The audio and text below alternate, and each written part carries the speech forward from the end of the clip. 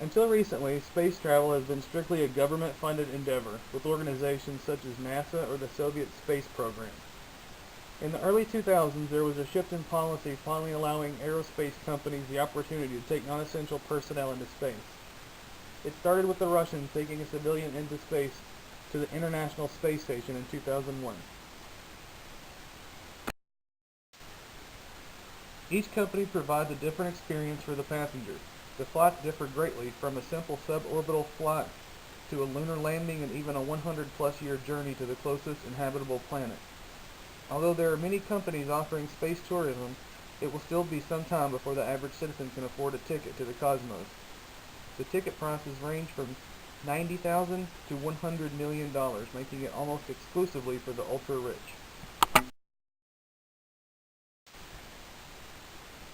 The Russian Space Agency was the first company to provide space tourism flights. The publicized price for the flights brokered by Space Adventures to the International Space Station aboard a Russian Soyuz spacecraft has been between $20 and $35 million. Dennis Tito, an investment management specialist for Wilshire Associates in the U.S., was the first civilian to accompany the Russians to the International Space Station. Due to the enormous charge for tickets aboard the spacecraft, some space tourists have signed contracts with third parties such as university science programs to conduct certain research activities while in orbit to help finance their tickets. Even with the help of these other research programs, the overall number of civilians who have been able to make the trip to space is very small. The number will likely rise now that there are other companies providing less expensive ways for those wanting to explore space. These trips are called suborbital flights.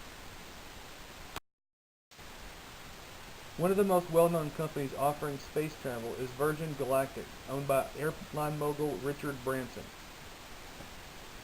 This is a picture of Virgin Galactic's spaceport in New Mexico. This is where all of their suborbital flights originate.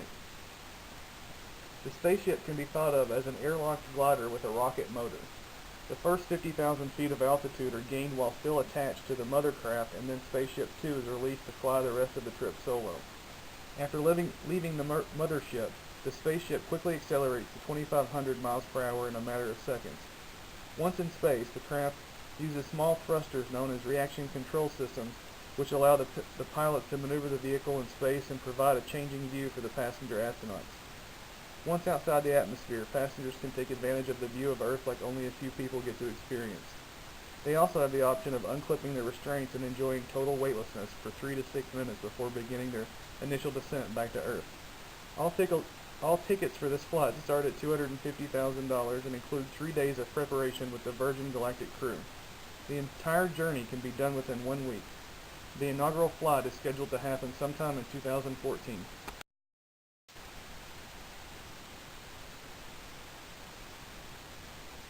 Here is a photo of Virgin Galactic Spaceship 2 while still attached to the mothership.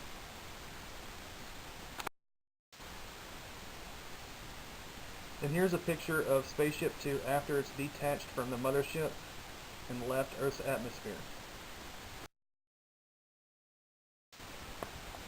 The Xcor Aerospace Corporation is the second most well-known space tourism company and currently the closest one capable of competing with Virgin Galactic. Xcor Aerospace is also going to be providing suborbital flights, approximately 100 kilometers in elevation. Here is a diagram of their entire flight.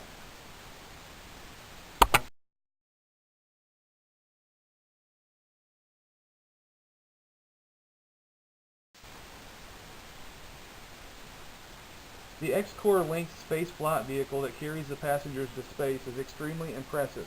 This small rocket-powered craft will break the sound barrier and fly supersonic 58 seconds after taking off. Immediately after taking off, it climbs at a 75-degree angle and with a constant push of 3 Gs. The maximum speed achieved during flight is Mach 2.9, or 2,200 miles per hour. After 3 minutes of rocket-like acceleration, the Lynx spacecraft reaches approximately 60 kilometers and switches off its engines. It still has enough speed to reach the maximum of 100 kilometers, about 1.5 minutes after stopping the rocket engine. The view from the Xcor spaceship are comparable to the ones from Virgin Galactic Spaceship 2, and passengers also have the opportunity to float weightlessly for 3 to 6 minutes. Ticket prices start at $200,000, and start to finish, it takes less than 1 week. There are many companies working on civilian space travel to destinations even further from Earth. SpaceX has developed their own family of rockets called Falcon with a capsule named Dragon. This craft is capable of sending up to 7 passengers to any space station. Falcon 1 has already successfully completed test flights in 2009.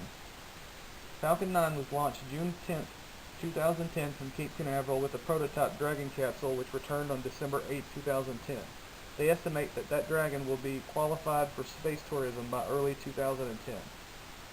The private company Excalibur plans to use modernized capsules to carry paying research crews into low Earth orbit and further. In June of 2012, they announced they will sell tickets for private expeditions to the moon. They have planned their inaugural flight for early 2015. However, none of these companies have put a price tag on any of the tickets. Space Adventures, one of the oldest space tourism companies founded in 1998, plans on using proven Russian spacecraft to fly 2 private citizens accompanied by 1 professional cosmonaut on a circumlunar mission around the far side of the moon. The trip will orbit as close as 100 kilometers to the moon's surface. To complete this trip, first the space travelers are launched into low Earth orbit. Then, a second launch will take place, a lunar module comprising of an additional habitation module and a propulsion module into space for a rendezvous with the space travelers. The joining of the 2 crafts will provide the necessary propellant to travel to the moon. Finally, once safely joined, the trip will continue around the moon. The flight will be timed so that when they come around from the far side of the moon, they will see the luminous Earth rising above the moonscape. Space Adventure's maiden circumlunar flight is scheduled for 2017 with a price tag starting at $100 million per ticket. There are several plans being proposed for using space stations as hotels for space tourists. Robert Bigelow, an American motel tycoon, has acquired designs for inflatable space habitats from programs abandoned by NASA. He's already launched 2 inflatable habitat modules. The first, named Genesis 1, was launched in 2006, and the second, Genesis 2, was launched in 2007, and both habitats remain in orbit today. His company, Bigelow Aerospace, plans on launching the BA-330, which is an expandable habitat module, by 2015. Bigelow Aerospace offered a $50 million prize to any U.S. company who can create a reusable spacecraft capable of carrying passengers to their space station. The competition ended in 2010 without any successful attempts. This is a mock-up of the BA-330 expandable habitation module.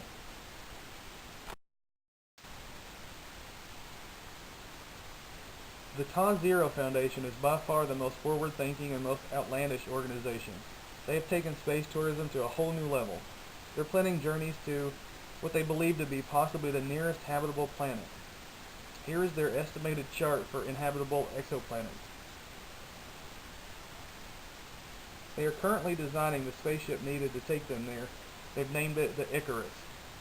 As of now, though, there have been no concrete predictions on when the first flight will take place and how much it would cost.